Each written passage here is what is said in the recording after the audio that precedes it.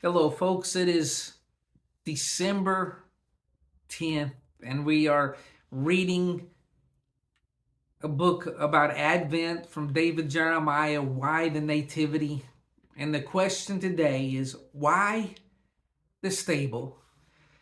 We cannot be certain whether the birthplace of Christ was a wooden shed or an ancient cave. The word stable is not found in the nativity narrative. It's natural to assume such because Luke tells us that the shepherds were to seek the child lying in a manger, which was a feeding trough for animals. That trough is actually mentioned twice, once by Luke and once in the words of the angel who appeared to the shepherds. First century Roman reports mention a cave that was believed to be the birthplace of Jesus, and certainly animals were also sheltered in caves. Wouldn't it be wonderful to imagine that in this very shelter David had rested with his sheep many years earlier? He might have composed the shepherd's psalm on the very spot where the good shepherd entered this world. On another occasion, he might have rested here while he received the inspiration to write the 22nd Psalm, which so vividly describes the pain of the crucifixion. All this is simply speculation, of course. What we can be certain about is that Jesus, David's descendant, was born somewhere nearby in an unspecified stable arranged for animals, and that image compels us to worship during the holiday season. It makes a fine picture for our Christmas cards and nativity sets with the animals and shepherds and with moonlight reflecting softly on the child's face. Many of us haven't visited a barn for a while. The aroma is anything but holy. Hay makes us sneeze and insects abound. Joseph and Mary would have preferred a room in the inn. In a town overstuffed with strangers, a stable offered neither safety nor solitude. The couple needed a restful spot after a weary journey of several days. Joseph worried about his wife, who was obviously due to deliver at any time. He had brought her on such a trip because she was too precious to allow out of his sight. The angel had charged him to care for her, and he was determined to hover over her and fill her every need as the time came for her to deliver. And so it happened. The Son of God came to this earth in the presence not of world leaders, but of animals. He arrived not at a palace or a shrine, but in a stable. The Roman Emperor Hadrian would later try to send a message of intimidation by covering its holiness with an insulting pagan shrine, but he missed the message that had already been sent. Jesus had forever covered all our anger, all of our embattled pride with love and forgiveness. He came for Hadrian as well as for Mary, for Joseph, for the shepherds and the wise men, and those who held the nails that would pierce his hands and feet. The power of his love would melt any paltry insult that tried to cover it.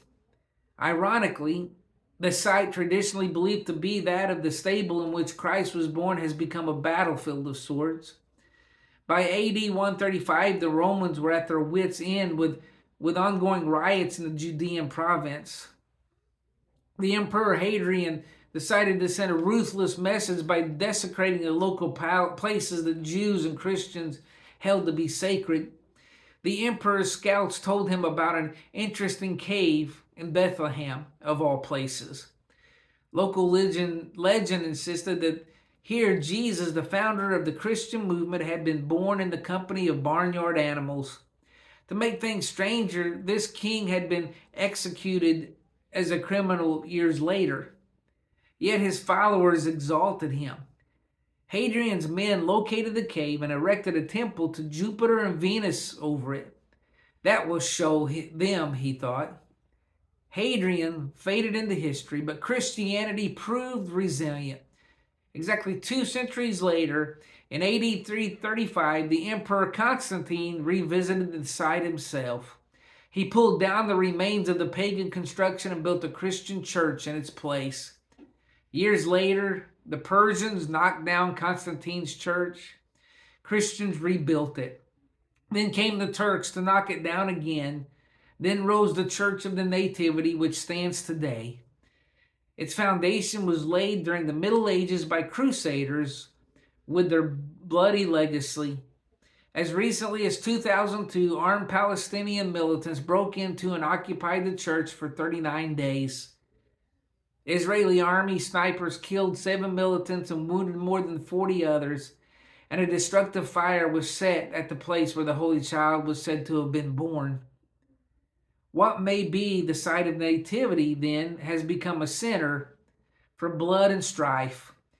Even at peace, the great imposing chapel in Bethlehem is a far cry from the humble stable where the Son of God entered the world.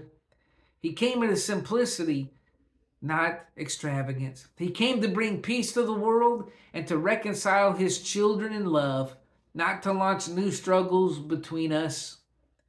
The very site has become a case in point, demonstrating why we needed Jesus in the first place.